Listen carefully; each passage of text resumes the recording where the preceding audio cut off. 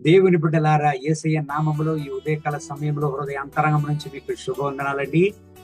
యాకోబు రాసిన పత్రిక 1వ అధ్యాయం 3వ వాక్యాన్ని చదువుకుని ఈ రోజు కొరకు మనము ప్రార్థన చేద్దాం. పరీక్ష ఓర్పును పుట్టించునని ఎరిగి మీరు నానా విధములైన శోధనలో పడినప్పుడు అది మహానందమని ఎంచుకొనుడి. అవును ప్రియమైన దేవుని బిడ్డలారా, అనేక సమయములు మన హృదయములో అనేక ప్రశ్నలను మనం అడుగుచూ ఉంటాం. ఏమని? ఎందుకు దేవుడు నా ప్రార్థనను ఆలకించలేదు? ఎందుకు దేవుడు నా ఉపవాసాన్ని ఆలకించలేదు? ఎందుకు నేను ప్రార్థన చేయనప్పుడు నా కన్నీటికి జవాబు ఇవ్వలేదు అని మనం అడుగుతుంటాం. దేవుని బిడ్డలారా, ప్రభు అయిన యేసయ్య యొక్క సహోదరుడే ఈ యాకోబు.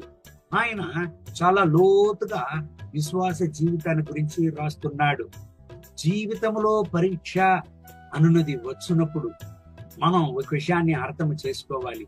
మన జీవితంలో గొప్ప ఎదుగుదలకు అది గొప్ప సందర్భం అండి. పరీక్ష అనేది జీవితంలో ఎదుగుదలకు గొప్ప సందర్భం అండి. పరీక్ష అనేది వచ్చినప్పుడు సోలిపోకండి. ఇంకనూ దేవుని సన్నిధిలో ప్రార్థన చేయండి. ఇంకనూ దేవుని సన్నిధిలో ఉపవాసించండి. ఏ పరీక్ష అయినా కావచ్చు గాని దేవుని బిడ్డలారా, సోలిపోకండి. ఎందుకండి?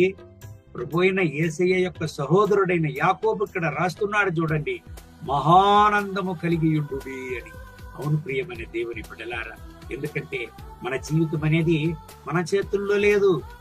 యెషయా 49వ అధ్యాయాన్ని మనం చదివినట్లయితే దేవుని యొక్క అరచేతులలో మనల్ని చెక్కుకొని ఉన్నాడనేది వాస్తవము.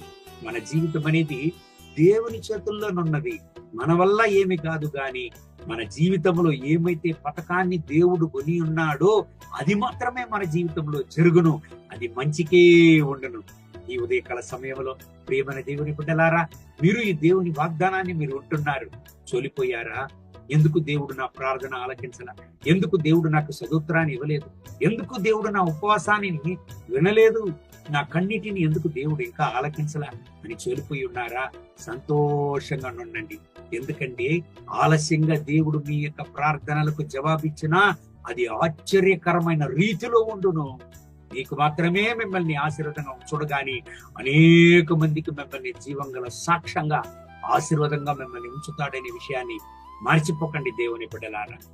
దేవుడు ఈ వాగ్దానాన్ని బట్టి మిమ్మల్ని ఆశీర్వదించి ఈ రోజంతా నడుపును గాక. కళ్ళు మూసి ప్రార్థన చేద్దామా? మహోన్నతమైన ప్రభువా, ఈ ఉదయకాల సమయంలో నా ప్రియమైన సహోదర సహోదరుల కొరకు ప్రార్థన చేస్తున్నారు. ఎవరంతా నాతో ఏకీభవించి ప్రార్థన చేస్తున్నారు, వీళ్ళను ఆశీర్వదించండి. మీ రక్తపోట్ల వీళ్ళని దాచుకోండి. మీ కృపా కనికరాన్ని వీళ్ళపైన దించండి నాయన. ముట్టండి, సహాయం చేయండి, దీవించండి. అనేక మందికి ఈ బిడ్డల్ని సాక్ష్యంగా నిలపండి నాయన.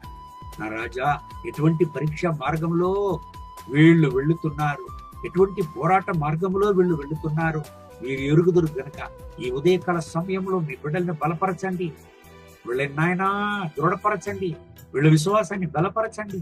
మీ బిడ్డల్ని ఆశీర్వదించండి నాయన.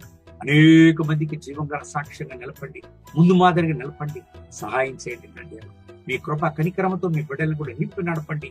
వీళ్ళ జీవితం సంతోషంగా ఉండాలి, సమాధానంగా ఉండాలి, ఆశీర్వాదంగా ఉండాలి. మహిమ ఘనత స్తుతి మీకే. యేసయ్య నామములో వేడుకుంటున్నాం మా ప్రియ పరలోకపు తండ్రి. ఆమేన్, ఆమేన్.